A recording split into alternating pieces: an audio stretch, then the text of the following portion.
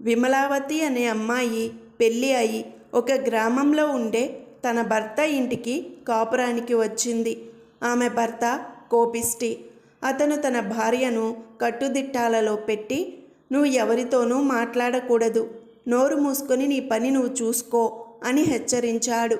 విమలావతి మంచి మాటకారి, మంచి తెలివితేటలు కలదీను. అందుచేత ఆమెకు తన భర్త చేసిన శాసనం బాధాకరమనిపించింది. అదీగాక ఆమెకు పుట్టింట ఉన్న కాలంలో అతిథులు అభాగ్యతులు రావడము, వాళ్ళు చెప్పే కబుర్లు వినడము అలవాటు. ఇప్పుడు ఆమెకు అలాంటిదేమీ లేదు. ఊరి వాళ్లకు ఆమె భర్త సంగతి తెలుసు కనుక ఎవరూ ఆమెతో కబుర్లు పెట్టుకునేవాళ్ళు కారు. ఇతరులతో మాట్లాడటము, అతిథులను సత్కరించడము విమలావతికి తీరని కోరికలైపోయాయి.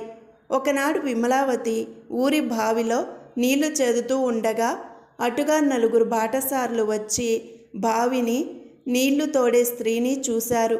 వారికి దాహంగా ఉన్నది.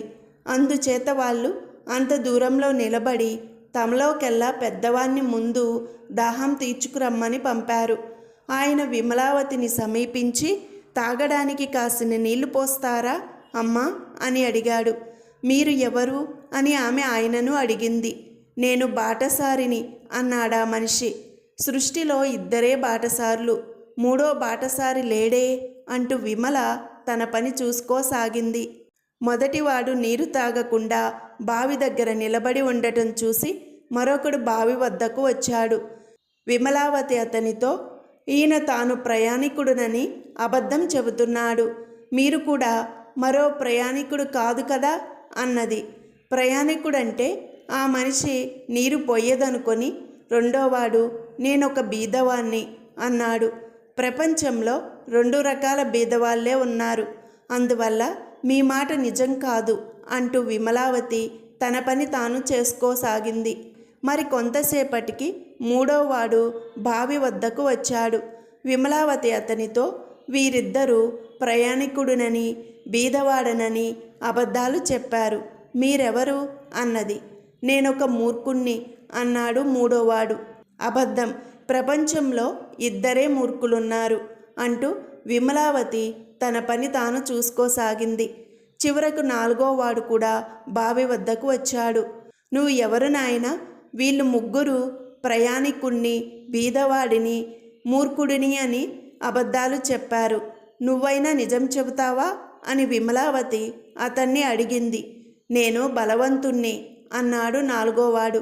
ప్రపంచంలో ఇద్దరే బలవంతులున్నారు, నువ్వు కూడా అబద్ధం చెప్పావు అని విమలావతి తన బట్ట పిండుకోవడం పూర్తి చేసింది. ఆమె నీళ్ల బిందె ఎత్తుకొని ఇంటికి బయలుదేరుతూ, పాపం మీరందరూ దాహంగా ఉన్నట్టున్నారు, నీరు తాగి మా ఇంటికి వచ్చి భోజనం చేసి మరీ వెళ్ళండి అని వారికి నీళ్లు పోసి తన వెంట వాళ్ళను ఇంటికి తెచ్చింది. తన భార్య వెనుకగా ఎవరో 4 వస్తూ ఉండటం చూసి ఒక కర్ర తీసుకొని బయటికి వచ్చి విమలావతి భర్త ఉగ్రుడైపోతూ, ఎవరే వీళ్ళందరూ, ఎందుకు నీ వెంటపడి మన కొంపకు వస్తున్నారు అని అడిగాడు. వాళ్ళనే అడగండి అంటూ విమలావతి ఇంటిలోకి వెళ్ళిపోయింది.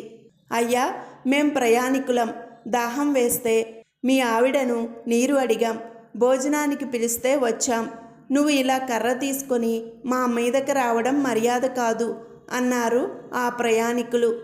ఆడదాన్ని నీళ్లు అడుగుతారా, అంత చొరవ అంటూ విమలావతి భర్త వాళ్ళ మీదకి కర్ర ఎత్తాడు. బలాఢ్యుడని చెప్పుకున్న యువకుడు అతని చేతిలో నుంచి కర్ర లాగేసుకున్నాడు. ముష్టి యుద్ధం సాగింది. ఇది చూసి రాజభటులు వారందరినీ తీసుకుపోయి కొత్వాలు ఎదుట పెట్టి, వీళ్ళందరూ నడివీధిలో కొట్లాడుకుంటున్నారు అని చెప్పారు. అందరికీ తలా 10 కొరడా దెబ్బలు శిక్ష విధించాడు కొత్వాలు.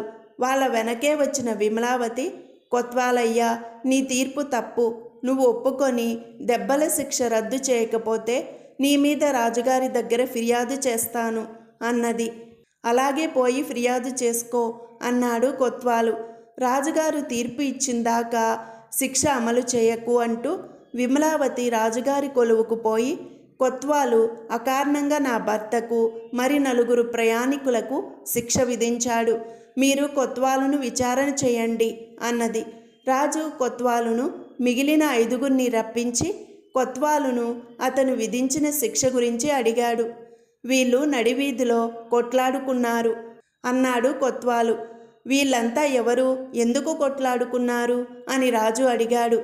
కొత్వాలు ఆ మాట అడిగి ఉంటే నేను తమ దాకా వచ్చేదాన్నా అంటూ విమలావతి బావి దగ్గర జరిగిందంతా చెప్పి, ఇందులో అపరాధం అంతా నాదే, నన్ను శిక్షించడానికి నా భర్త ఉండనే ఉన్నారు కదా అన్నది. నువ్వన్న మాట నిజమే, కానీ ఇద్దరే ప్రయాణికులు, ఇద్దరే బీదవాళ్ళు, ఇద్దరే మూర్ఖులు, ఇద్దరే బలవంతులు ప్రపంచంలో ఉన్నారని వాళ్ళతో అన్నావే, వాళ్ళెవరు అని రాజు అడిగాడు. దానికి విమలావతి, సృష్టిలో సూర్యచంద్రులే నిజమైన ప్రయాణికులు, ఆవు కన్య ఇద్దరే నిజమైన బీదవాళ్ళు, వరుణుడు వాయువు ఇద్దరే బలవంతులు అన్నది. ఇద్దరు మూర్ఖులు ఎవరో చెప్పావు కావు అన్నాడు రాజు.